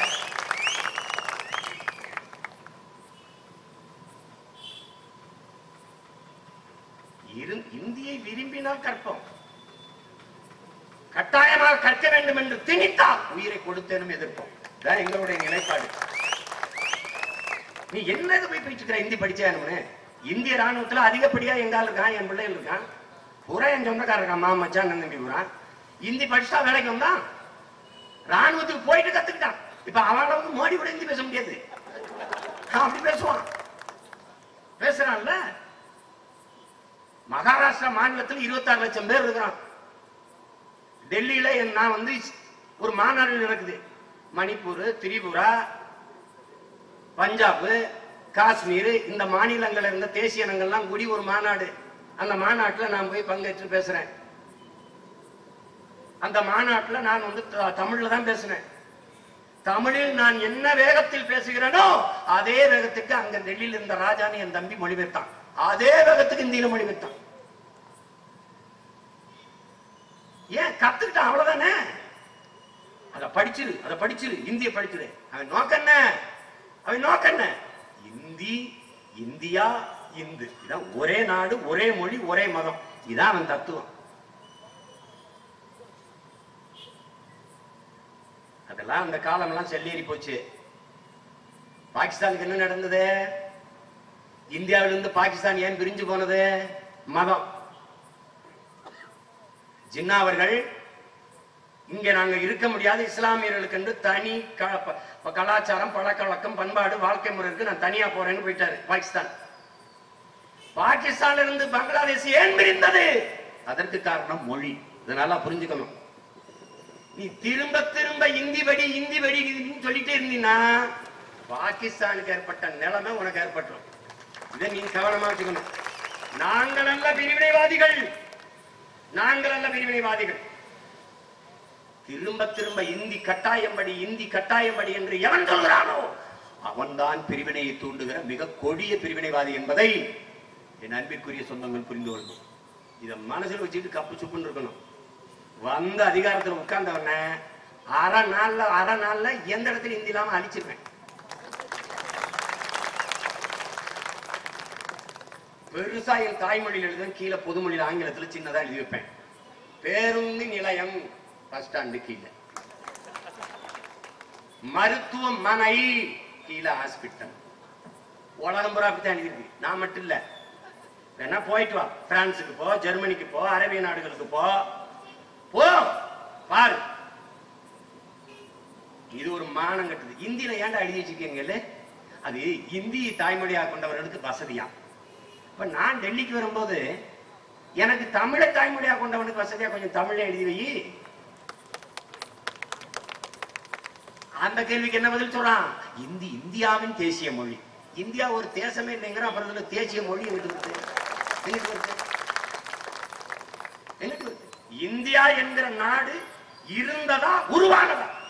இதான் எங்க கேள்வி. இந்தியா என்கிற நாட்டையும் இந்து என்கிற மதத்தையும் உருவாக்கியவன் இவனை அடிமைப்படுத்தி ஆண்டால் வெள்ளைக்காரன். மறுக்கிறதுக்கு யாராவது வா, மறுத்து பேசு. ஒரு தொலைக்காட்சியில பொது விவாதம் வைய. என்னை கூப்பிடாது, என் தம்பியிலே கூப்பிடு. என்னை கூப்பிடாத, கோபம் வந்துருக்கு. கோபப்படாதீங்க. கோபப்பட நான் ஏன்டா இங்க வரேன்? ஊரா ஏன்டா வந்து கத்துறேன்? இவன் கோபப்படாதீங்கிறான். இன்னொரு பாட்டு இருந்துச்சு, ரவுத்திரம் பழகு கோபப்பட கத்துக்கிறான். யார் பேச்சடா கேட்கறது? யார் பேச்ச கேட்கறது? பாரதி சொல்றான், கோபப்பட கத்துக்கடா, ரவுத்திரம் பழகுறாங்க. நாங்க பெரிதும் நேசிக்கிற புரட்சியாளன் சேகுவேரா சொல்றான், உலகத்தில் எங்கெங்க அநீதி நடக்கிறதோ அதை கண்டு சகித்துக் கொள்ள முடியாமல் நீ கோபப்பட்டால் நீனும் என் தோழனேங்கிறான். கோபப்படாம எப்படி இருக்குது? உங்க அக்காவை கற்பழிச்சு கொண்டதை பார்த்திருக்கேடா? நீ கோபப்படாம இரு, பார்த்துட்டு கோபப்படாம இரு. என்னைய சொல்லு. பிஞ்சு குழந்தைகள், நீங்க பெத்து போட்ட குழந்தைகள் நச்சு குண்டுகளுக்கு இரையாகி கறிக்கட்டையா கிடந்ததை நீ பார்த்திருக்கியா? அம்மாவை அப்பாவையும் மரத்துல கட்டி வச்சுட்டு கதற உன் தந்தையை கற்பழிச்சு கொண்டதை நீ பார்த்திருக்கியா? உயிர் உறுப்புக்குள்ள துப்பாக்கியை செலுத்தி வெடிகுண்டுகளை வச்சு சிதறடிச்சதை நீ பார்த்திருக்கியா? கோபப்படாதீங்க. 50,000 ஆண்டுகளுக்கு மூத்த ஒரு மொழி, ஒரு இனம் சிதைந்து அழிந்து கொண்டிருக்கிற பார்த்துட்டு எப்படி இருக்க சொல்ற? எப்படி இருக்க சொல்ற? ஆந்திர காட்டுக்குள்ள, ஆந்திர காடு, தமிழர் நாட்டை தமிழரை ஆளணுங்கிறார் சீமான். இது இனவாதம், இது பாசிசம். ஏண்டா ஆந்திர காட்டுக்குள்ள 20 பேரை சுட்டு போட்டானடா என் அண்ணன் தம்பிய. அவன் சொல்றான்டா என் காடு என்று சொல்றானடா. அவனுக்கு அவன் காடு என்றால் எனக்கு இது என் நாடு இல்லையா? அவனுக்கு காடு இருக்கலாம், எனக்கு நாடு இருக்க கூடாதா? எப்படி இருக்கு? அவன் காட்டுக்குள்ள நான் நுழைஞ்சா சுடுவான்னா எப்படி கொடுமையா இருக்கு பாருங்க. எல்லாம் ஜனநாயகம் பேசுவான். தமிழ்நாட்டுக்குள்ள வந்து இங்க வந்தாதான் ஜனநாயகம் பேசுவான். கதற கதற நிர்வாணப்படுத்தி வச்சு பெரிய பெரிய கம்ப வச்சு அடிக்கிறான் ஆந்திராவில். அவன் அடிச்ச ஒவ்வொரு அடியும் எங்களுக்கு எப்படி வலிச்சது? எப்படி வலிச்சிருக்கும்? அப்ப எங்க புதிய ஜனநாயகவாதிகள்? இங்க பேசிய தம்பியோட குறிப்பிட்டான்ல, காவிரியில தண்ணி கேட்கிற போது அங்க இருக்கிற தமிழர்களுடைய உயிரையும் அவர்களுடைய வாழ்க்கையும் கவனத்தில் வைத்துக் கொண்டு பேசுங்கள் என்றால், அப்ப கர்நாடகா தனி நாடு தானே? எப்படி இருக்கு? நாங்க எங்கெங்க அடி வாங்கினாலும் இவனுக்கு இனிக்குது. நாங்க எங்க உரிமைக்காக எப்ப பேசினாலும் அது பிரிவினைவாதம், இனவாதம், தீவிரவாதமா வந்துருது. எப்படி மாற்றிய தோழர்கள், இடதுசாரிகள், கம்யூனிஸ்ட் கட்சிக்காரர்கள்லாம் நாங்க இதை பேசுறத சீமான் இனவாதியா மாறி இன துவேஷத்தை உண்டு பண்றார், இன வெறியை தூண்டுகிறார். இவர்கள்லாம் இப்ப ஒரு மாநாடு, தமிழர் உரிமை மாநாடு, தமிழர் உரிமை மாநாடு. அது என்ன உரிமை எங்கிட்ட இருந்து வந்துச்சு? அந்த தமிழர் உரிமையை நாங்க பேசும்போது இனவாதம் வந்துருது. நீங்க பேசுனா அது பக்கவாதம் ஆயிருதா, முடக்குவாதம் ஆயிருதா? அது என்ன வாதம்? அது என்ன வாதம்? தமிழர் உரிமை மாநாடு, தமிழர் உரிமைகளிலேயே மிக முதன்மையான உரிமை அவர் நிலத்தை அவரை ஆள்கிற உரிமைதான். நல்லா விளங்கணும். அந்த உரிமையை தந்துவிடு. நீ எந்த மாநாடும் போடவன, கருவாடும் போடவன, நான் பாத்துக்கிறேன். என்ன நாங்க முதலமைச்சர்னா கட்சி தேவை கொடுத்துருப்பாங்களா? இந்திரா காந்தி கொடுத்துருப்பாங்களா? நான் முதலமைச்சர்னா என் மக்கள் கதிராமங்கலத்தில் நெடுவாசலை இப்படித்தான் ராப்பாலா கதறிட்டு இருப்பானா? ஓஎன்ஜிசி ஒரே நாள்ல ஓடிஜிசி கட்டிட்டு இருப்பேன். அவனுக்கு தெரிய மாட்டேங்குது. என்ன சேட்டை, என்ன சேட்டை? பெருந்தலைவர் காமராஜர்னா இப்படித்தான் கொண்டு விட்டுருப்பாரா? இது எதுக்கு இந்த திட்டம்? இது என்ன வேலை செய்யும்? இது எத்தனை பேருக்கு எவ்வளவு பாதிப்பு வரும் கேட்டு வேணாம் போயிருந்து இருப்பார். கேரளாவில் எங்கேயாவது ஹைட்ரோ கார்பனுக்கு எதிராக, மீத்தேனுக்கு எதிராக, அணுவுலைக்கு எதிராக ஏதாவது போராட்டம் இருக்கா? ஏன் அங்க இல்ல? நல்லா கவனிச்சுக்கணும். காவிரி படுகையை குறி வச்சு மீத்தேன் எடுக்க, ஹைட்ரோ கார்பன் எடுக்க பாயிறான். இதை போல கங்கை படுகையிலே மீத்தேன், ஹைட்ரோ கார்பன் இருக்கு. ஏன் எடுக்கல? ஏன் எடுக்கல? இந்தியாவில் இருக்கிற மாநிலங்களில் 25 விழுக்காடு, 25 விழுக்காடு இந்த மீத்தேன், ஹைட்ரோ கார்பன் குஜராத்தில் இருக்கு. ஏன் எடுக்கல? ஏன் எடுக்கல? எப்படி இருக்கு? அவனுக்கெல்லாம் பெத்தவன் அப்பனா இருக்கான். பெத்தவனே எனக்கு 50 ஆண்டுகளா மத்தவன் அப்பனா இருக்கான். அதான் பிரச்சனை. தகப்பன் இல்லாத வீடும், தலைவன் இல்லாத நாடும் தட்டுக்கட்டு நிற்கும். நல்லா விளங்கணும். அதனாலதான் இந்த பிரச்சனை நமக்கு வருது. அது கேட்க நாதி இல்ல. எல்லாம் கமிஷன் வாங்குற புரோக்கர்கள்ட்ட நாட்டை கொடுத்துட்டோம். இந்த மீத்தேன் திட்டத்துக்கு கையெழுத்து போட்டது யாரு? ஐயா ஸ்டாலின். கையெழுத்து போடும்போது எதிர்கட்சியா இருந்தது யாரு? அம்மையார் ஜெயலலிதா. இது ஒரு ஆபத்தான திட்டம்னு ஜெயலலிதாவுக்கு தெரியுமா தெரியாதா? தெரியாதுன்னா நீங்க எதுக்கு எதிர்கட்சி தலைவியா இருக்கீங்க? தெரிஞ்சதுன்னா ஏன் எதிர்க்கல? பதில். ஏன்னா அங்க 100 கோடினா இங்க 50 கோடி கமிஷன். இது கொடுமை. இது ஒரு கால கொடுமை. இந்த வரி விதிக்கிறான், ஜிஎஸ்டி வரி. எல்லா பயிலுங்க பாருங்க, நல்லா கவனிச்சுக்க. பல மாநிலங்கள் இந்திய நாட்டுக்கு கொடுக்கிற வருமானத்தை, பல மாநிலங்கள் சேர்ந்து இந்திய நாட்டுக்கு கொடுக்கிற வருமானத்தை விட தமிழ்நாடு மட்டும் கொடுக்கிற வருமானம் அதிகம். அவ்வளவு செல்வ வளங்கள் இருக்குது, அவ்வளவு வரியை நம்ம இந்த நாட்டுக்கு கொட்டி கொடுக்கிறோம். நுட்பமா கவனிச்சுக்கணும். எந்த மாநிலமும் எதிர்க்கல. காரணம் என்ன? நமக்கு இங்க பாருங்க, 1 ரூபா ரூபா நம்ம கொடுக்குறோம்னா 40 காசு தான் திருப்பி தருது மத்திய அரசு. 100 ரூபாய்க்கு 40 ரூபா தான் கொடுக்குது. ஆனா உத்தரப்பிரதேசத்துக்கு 1 ரூபாய் எடுத்துக்கிட்டு 1 ரூபாய் 80 காசு திருப்பி கொடுக்குது. அப்ப அவன் எதுக்கு போறான்? அப்ப எவ்வளவு தூரம் வஞ்சிச்சு விட்டான் பாருங்க. இந்த உரிமையை கேட்டு பெற வேண்டியது யாருடைய பொறுப்பு பாருங்க. ஏன் இதெல்லாம் இங்க செய்யல? எல்லாத்தையும் விட்டு கொடுத்துட்டான். கல்வி போயிடுச்சு, மருத்துவம் போயிடுச்சு. இனி எவனுமே தமிழ் பிள்ளைகளை ஒருத்தன் வந்து படிச்சு மருத்துவராக முடியாது. நம்ம அண்ணன் தம்பி அக்கா தங்கச்சின்னு வர்றதுக்கு வாய்ப்பு இல்லை. அத பெருமையா 25 இடத்துல ஒரு இடம் கூட தமிழர்கள் வரல பாருங்க. வர முடியாதுன்னு தான்டா நான் ஏன் இது வேணாம்னு சொன்னோம். வர முடியாதுன்னு தான் வேணாம்னு சொன்னோம். நீ நாங்க வந்துடக்கூடாதுன்னு தான் இந்த நீட்டை கொண்டாந்து நீட்டினேன். அதனாலதான் வேணாம். இப்ப நான் முதலமைச்சரா இருந்தா உங்க பிள்ளைகள் கையில ஆட்சி இருந்தா நீட்டா வேற எங்கேயாவது கொண்டு நீட்டுன்னு இருப்பேன். சிறப்பு தீர்மானம் ஜல்லிக்கட்டுக்கு போட்டது மாதிரி போட்டிருப்பேன். என் மாநில உரிமையில நீ தலையிடாத. 50 விழுக்காட்டிய உரிமை எடுக்க கூடாது. நீ எடுக்க கூடாது. இப்ப எவன் நம்ம பிள்ளை மருத்துவம் படிச்சு வருவான்? அரசு மருத்துவமனைக்கு யார் பணியாற்ற வருவா? ஏழை எளிய மக்களுக்கு கிராமப்புறங்கள்ல சேவை அடிப்படையில் போய் செஞ்சுக்கிட்டு இருந்தா நம்ம பிள்ளை. அந்த வாய்ப்பும் போயிடுச்சு. எல்லா உரிமையும் இழந்துட்டான். கடைசியா உலக வர்த்தகத்தில் போய் உலக வர்த்தக அமைப்புல போய் கழுத்து போட்டான். WTO இந்த கையெழுத்தினால என்ன? நீ விவசாயத்தை நீ செய்ய முடியாது. கார்பரேட் முதலாளி செய்வான். நீ உனக்கு விரும்பியதை நீ விளைய வச்சு சாப்பிட முடியாது. அவன் என்ன கொடுக்குறான்னு அதை சாப்பிட முடியும். இப்ப ரேஷன் கடையை மூட போறான். விரைவில் மூடிடுவான். மண்ணெண்ணெய் இல்ல, அரிசி இல்லைங்கிறான். கொஞ்சம் கொஞ்சமா சொல்லுவான், எங்க பருப்பு கொடுக்கறது இல்லைங்க, மண்ணெண்ணெய் இல்லைங்கன்னு. ஒரு நாள் கடையில் வெறிப்பான், கடை இருக்காது, மூடிடுவான். ரேஷன் கடையை மூடிட்டு என்ன பண்ணுவான்? மானியம்.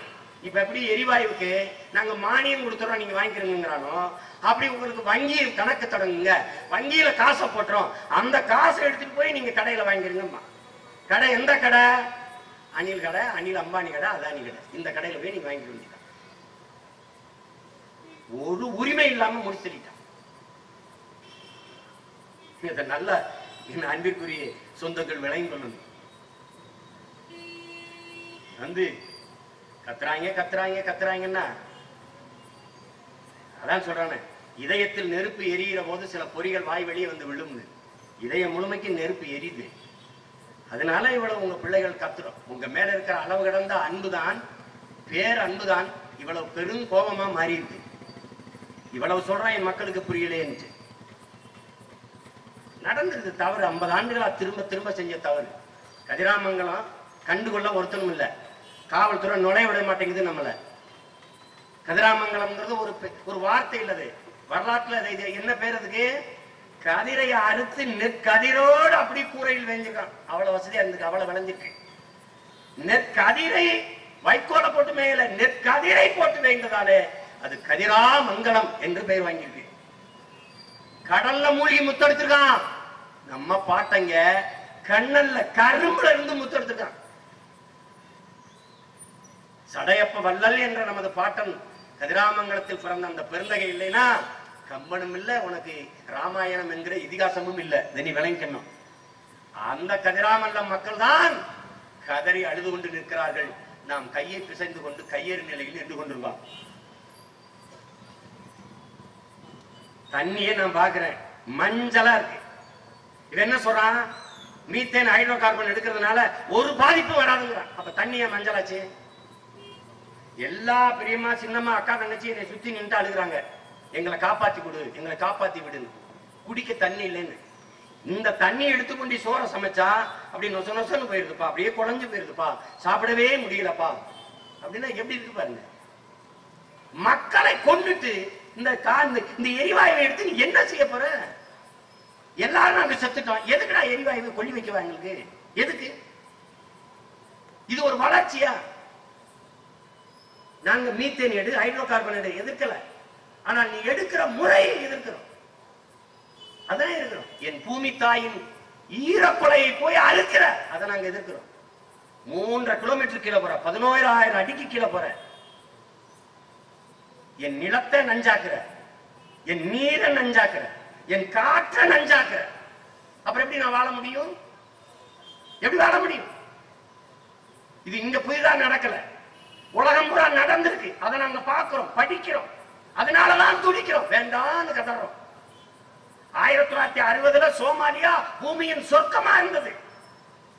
பச்சை பசேர் என்று பச்சை கம்பளம் விரித்தது போல இருந்த நாடு இன்னைக்கு பஞ்ச பராரிகளின் தேசமா மாறி இருக்கு. பிச்சைக்கார நாடா இருக்குது.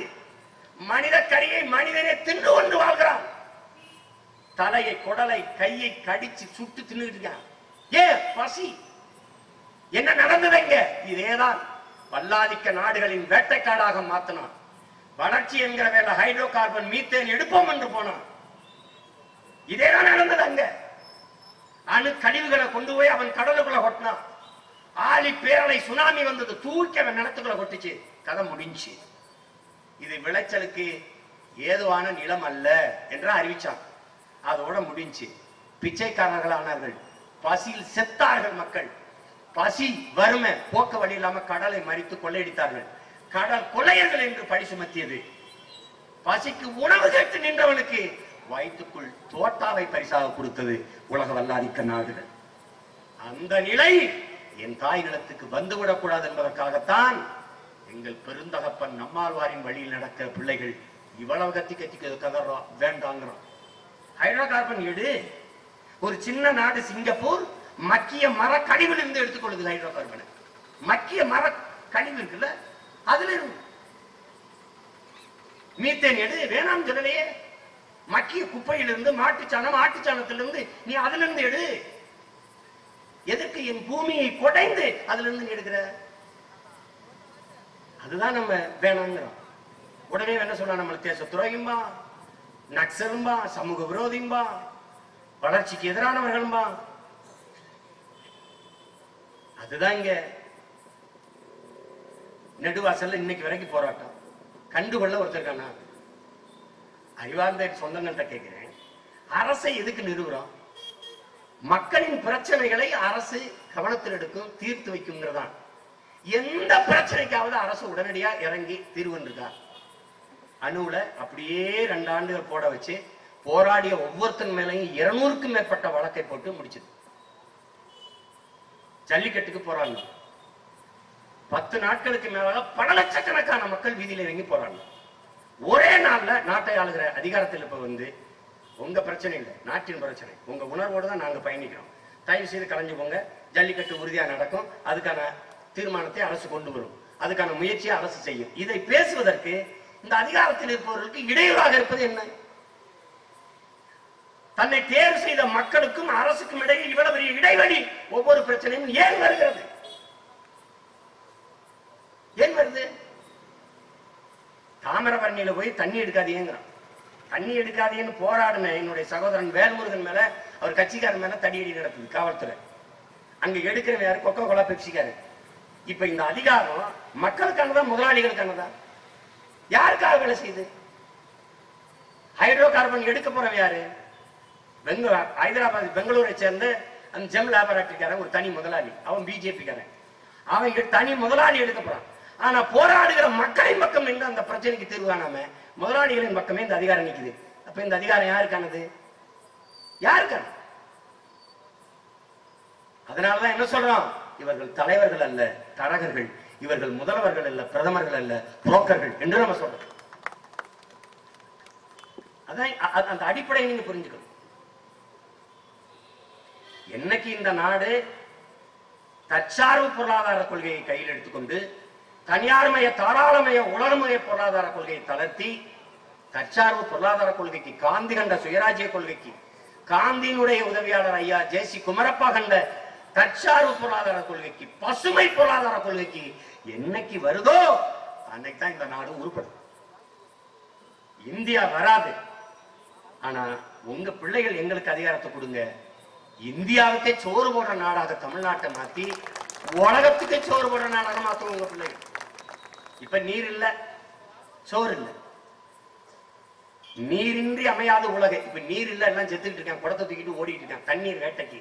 சோறு இல்ல, சோறு போடுற விவசாயி செத்துக்கிட்டு இருக்கான். இந்த நிலையில் நின்று கொண்டிருக்கோம். காரை ஏற்றுமதி செய்யற நம்ம நாடு சோறை இறக்குமதி செய்து கொண்டிருக்குது. நுட்பமா விளங்கிக்கணும். காரை இறக்குமதி செய்யலாம், சோறை இறக்குமதி செய்வது எவ்வளவு ஆபத்து என்பதை நீங்க புரிஞ்சுக்கணும். இவ்வளவு வரி, இன்னைக்கு வரி விதிச்சுட்டு ஐயா மோடி அரசு சொல்லுது 1 லட்சம் பேருக்கு வேலை கிடைக்கும். எப்படி வேலை கிடைக்கும்? என்கிட்ட வரியை வாங்குறதுல எப்படி உனக்கு வேலை கிடைக்கும்? எப்படி வேலை கிடைக்கும்? இந்த வரி யார் வசூலிக்க போறது தெரியுமா? யார் வசூலிக்க போறது? நான் ஒரு கடைக்காரன், பெரிய முதலாளி, நான் ஹோல்சேல் வியாபாரி, நான் 10 கடைக்கு சரக்கு போடுறேன்னு வச்சுக்கிறேங்க.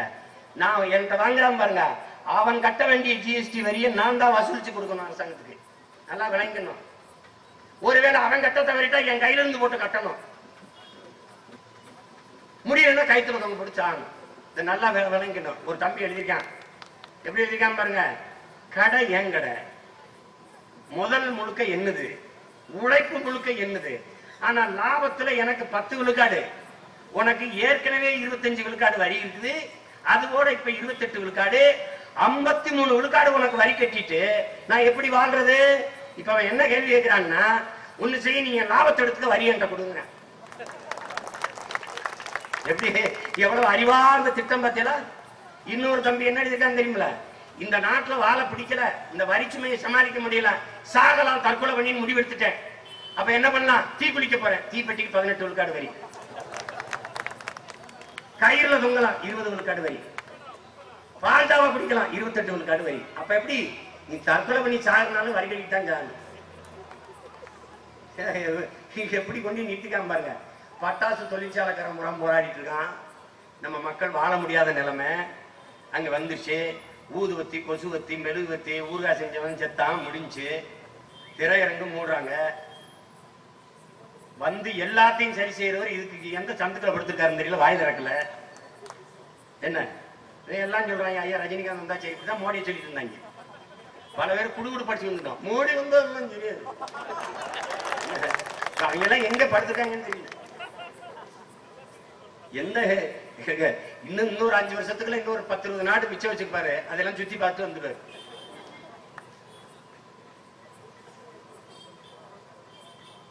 இது நான் திரும்ப திரும்ப உங்களுக்கு சொல்லுவேன்.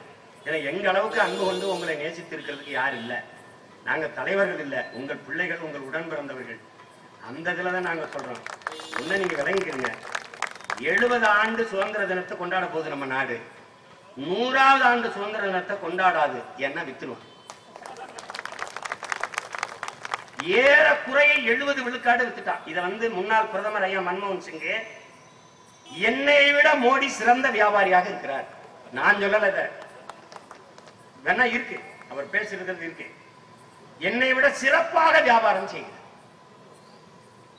அவரு பொருளாதாரம் படிச்சவரு, சுமாரா தான் பேசுவாரு, இவர் நல்லா வேற பேசுவாரு. इधर में नेशन में है, மொத்த பேர் இங்கிட்டு பாக்குறேன், திருப்பி அவாரக में है, சதன் சதன் में है, எந்திரிச்சு போகும்போது வேட்டியும் காணும் சட்டையும் காணும், உருவிட்டு. இது ஒரு கொடுமை. கொடுமை கூடத்துக்கு சிக்கிட்டான், தப்பிக்கிறது வழி தெரியல. பாரதிய ஜனதா வேகமா வளருதாமே அப்படின்னு நான் சிரிச்சேன். ஒரு பழுனை ரொம்ப பெருசா ஊதிட்டுனா என்னங்க நடக்குது? ஒண்ணு வெடிக்கணும், சுருங்கி போகும். இப்ப 2ல ஏதாவது ஒண்ணுதான் அந்த கட்சிக்கு நடக்கும். அது நினைக்குது தமிழ்நாட்டுல ஏதோ கால் உண்ட போறோம், வேறு உண்ட போறோம். யார் வீட்டு கல்யாணம் பார்த்த கால் உண்டு? இப்ப நீங்க கால் உண்ட போறோம், வேறு உண்ட போறோம். நீ தலையில நின்று குன்ன குடிக்க அன்னக்காவடி தூக்கி பாரு. அது ஒரு காலம், அது ஒரு காலம், அது ஒரு காலம். நீங்க இது சொல்லலாம், அது பெரியார் பூமி, அண்ணா பூமி, அதெல்லாம் இல்ல. இது வைகுந்தர் பூமி, இது வள்ளலார் பூமி, இது சிங்காரவேலர் பூமி, இது சீவானந்த பூமி, இது ரத்தமலை சீனிவாசன் பூமி, அயோத்திதாச பண்டிதர் பூமி. இங்க நீ ஒண்ணும் ஆட்ட முடியாது. இது எங்க முப்பாட்டன் தீரன் சின்னமலை உளவிய நிலம், இது பெரும்பாட்டன் பூலித்தேவனின் வீரம் அடைந்த நிலம், இது எங்க அருமை பெரும்பாட்டியார் வேலுநாச்சியாரும் அழகுமுத்துக்கோனும் மருதுபாண்டியரும் வாழும் வேலுமடுத்து விளையாண்டு இந்த மண். நீங்க கண்ட வேண்டவெல்லாம் கால் உண்டி ஆட்சி செய்யல, அதெல்லாம் நடக்காது, அதெல்லாம் நடக்காது. நீ 8 நாள் சண்டை போட்டவன் யாரு? உங்களுக்கு சிவாஜி. 8 நாள், 8 மாசம் சண்டை போட்டவன் என் பாட்ட மருதுபாண்டி. நீ நல்லா வச்சுக்க, வெள்ளக்காரனோட. நீ எங்கள்கிட்ட இதெல்லாம் பேசிருக்காத. எல்லாத்தையும் கிழிச்சு தூர போட்டு ஹிட்லர் சொல்றான், டேய் இது உனக்கு பிடிக்கலையா, அது அப்படியே மேல ஏறிக்க, போயிட்டு கிழிச்சு போட்டு வேற எழுதிக்கங்க. அந்த வேலையை தான் நாங்க செய்வோம். தலைகீழா மாற்றிடுவேன் எல்லாத்தையும். ஒரு திருட்டு, ஒரு கொலை, ஒரு கொள்ளை ஒண்ணு இருக்காது. கல்வியில் இருந்து மாத்திடுவேன், ஒரு புள்ளியில் இருந்து மாத்திடுவேன். என் பிள்ளைகளுக்கு அடிப்படை சாலை விதி, நாட்டின் சட்டத்தை 1ஆம் வகுப்புல இருந்து 5ஆம் வகுப்புல ஒரு பாடமா வச்சு கற்பிச்சிருவேன். சாலையில போக்குவரத்து காவலர்களே தேவைப்பட மாட்டான். என் ஆலையெல்லாம் கண்ணாடி அறைக்குள்ள, குளிரூட்டப்பட்ட அறைக்குள்ள சிசிடிவி கேமரா வச்சு பொருத்தி அப்படி கணினியை வச்சு உட்கார வச்சிருவேன். எத்தனை வண்டி போகுது, எல்லாம் போகுது, எல்லாம் முன்ன கேமரா, பின்ன கேமரா, தலைக்கு மேல கேமரா. எந்த இடத்துலயும் நீ தப்பிக்க முடியாது. வெயில நின்றுட்டு நம்ம அண்ணன் தம்பி காவல்துறையில வேலை செய்ய வேண்டியது இல்லை. வந்தவன 8 மணி நேரம் தான் ஆண் காவலர்களுக்கு, பெண் காவலருக்கு 6 மணி நேரம் தான் பணி. முறையவே மாத்திடுவேன். சாலையின் நடுவார நிக்கிறது இல்ல, சாலையின் ஓரத்துல. இது இங்க தப்பு பண்ணிட்டு தப்பிச்சுன்னா அடுத்த கட்டுன்னு வந்து வண்டி, அந்த வண்டி மட்டும் தனியா தூக்கி அப்படி நிறுத்திடுவான். நடக்குதா இல்லையான்னு பாரு நீ. இதெல்லாம் பசுஞ்சோலை பள்ளிகளை உருவாக்குவோம். பசுஞ்சோலை பள்ளிகளை. அங்க கழிவறை இல்ல, விளையாட்டு திடல் இல்ல, குளிரூட்டி இல்ல, இந்த பேச்சுக்கு இல்ல. மான் விளையாடும், மயில் விளையாடும், குயில் கூவும், மூலிகை செடிகள் இருக்கும். என் பிள்ளைகள் சொர்க்கத்துல இருக்கும். வீட்டுல இருக்கிறேன்னு விடுமுறை நாள்ல கூட சொல்ல விட மாட்டேன். பிள்ளை நான் பள்ளிக்கூடத்துக்கு போறேன்னு. ஏன்? சுமையில்லா கல்வி, சுமையில்லா கல்வி. பை கூட கொடுக்க மாட்டேன், புத்தகமே கொடுக்க மாட்டேன். எல்லா வகுப்பறைகளையும் சுவர்கள்ல அலமாரி வச்சிருப்பேன். செல்ஃப். சரவணன் சரவணன் பேரை போட்டு சாவியை கையில் கொடுத்துருவேன். பூட்டி வச்சுட்டு வீட்டுக்கு போப்பா. காலையில வந்து எடுத்து படி. No homework. வீட்டு பாடம் கொடுத்தா கொண்டு வருவேன். காலை மாலை இருவேளையும் பள்ளி வைப்பேன். 3 மணி நேரம் தான் பள்ளிக்கூடம். ஒரே ஒரு பாடம் தான் சிறப்பு பாடம். மற்றதெல்லாம் படிச்சா படிக்கலாம். அதுல ஃபெயில்னாலும் பாஸ் போட்டுருவேன். புரியுதா? இசை. இந்த பிள்ளை நல்லா இசை. நாங்களும் 100 ஏஆர் உருவாக்குறோம், 10 உசேன் போல்ட்டை உருவாக்குறோம். என்னடா இந்திய அணியில நம்மளை சேர்த்துக்கிற மாட்டாங்க. கிரிக்கெட் சேர்த்துக்கிற வேணாம். தமிழ்நாடு கிரிக்கெட் அணி எடுப்பேன். இந்திய அணியோட தமிழ்நாடு அணிக்கு மோத விடுவேன். அறிவிப்பு செய்வேன். இந்திய அணி உலக கோப்பைக்கு விளையாட போவதற்கு முன்பு என்னுடைய தமிழ்நாட்டு அணியை வென்று விட்டு தான் போகணும்னு சவால் விடுவேன். எங்க இருந்து ஆள் எடுப்பேன் பாத்துக்க. உழைக்கிற கூட்டத்திலிருந்து எடுப்பேன். எந்த பந்து போட்டாலும் 6 அடிக்கிறவனா தேர்வு பண்ணி வைப்பேன். புரியுதா? நல்லா சாப்பாடு போடுவேன். மாட்டுக்கறி போடுவேன், ஆட்டுக்கறி போடுவேன். மாட்டுக்கறி திங்காம மனசு சேர்த்த முடியாது.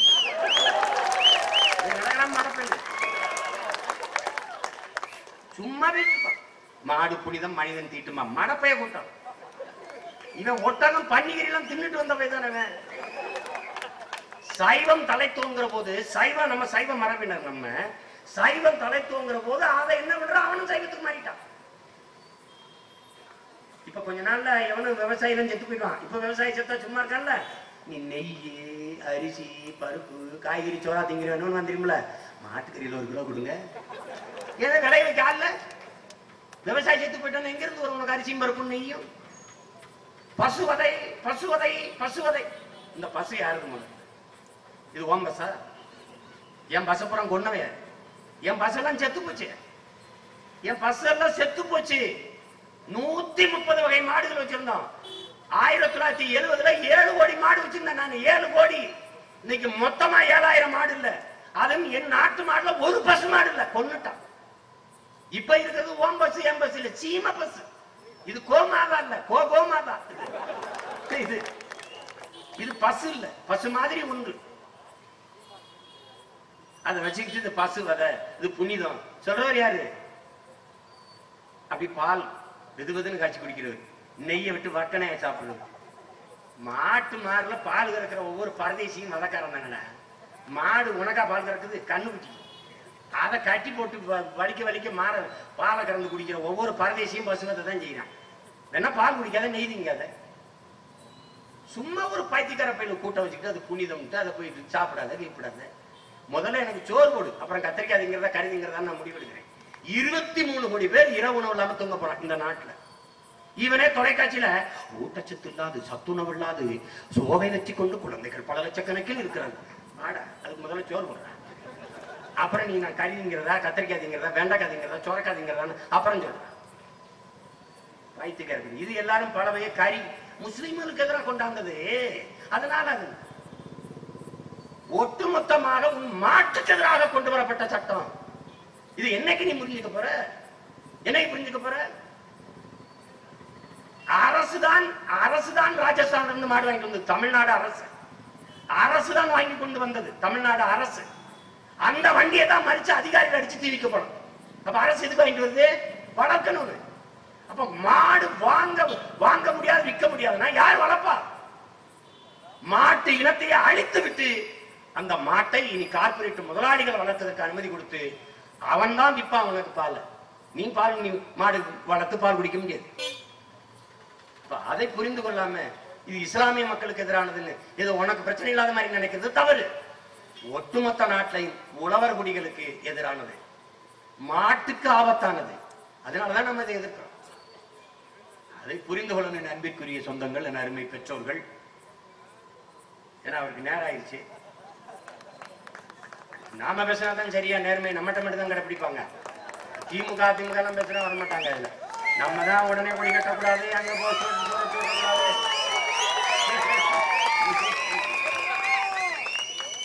சரி, நம்ம நேர்மையா இருப்போம், அவங்கள நேர்மையா இருக்கட்டும், ஒரு பிரச்சனை இல்லை.